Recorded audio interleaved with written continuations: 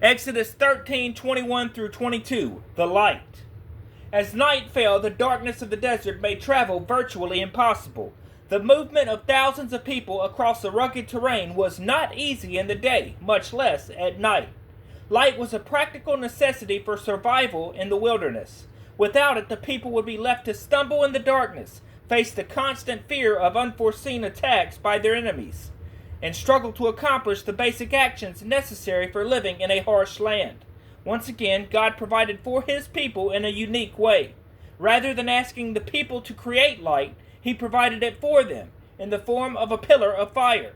Often a mark of judgment, here the fire of God was a means of his provision. Even more, the fire embodied the presence of God among his people.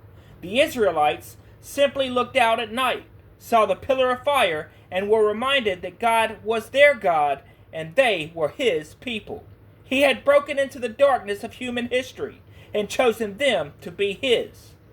Even in the wilderness, they were reminded that God had worked mighty deeds of deliverance on their behalf and was leading them to the land of promise.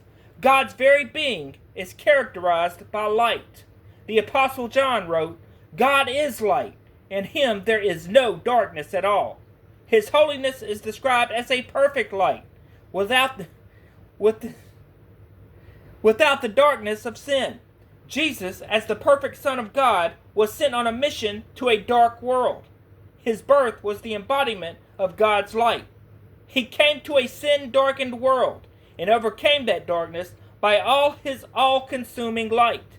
He lights the path by which all those who know him can follow him. God's children no longer have to cower in the darkness.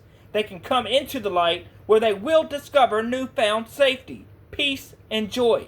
In fact, a central mark of God's people is that they love the light. Sin festers and grows in the darkness, so those who long to obey God renounce the darkness and drag their sin into the light of God's grace. There they can find fellowship with God and fellowship with one another. In God's light, sin is hated, repentance is ongoing, and holiness is pursued.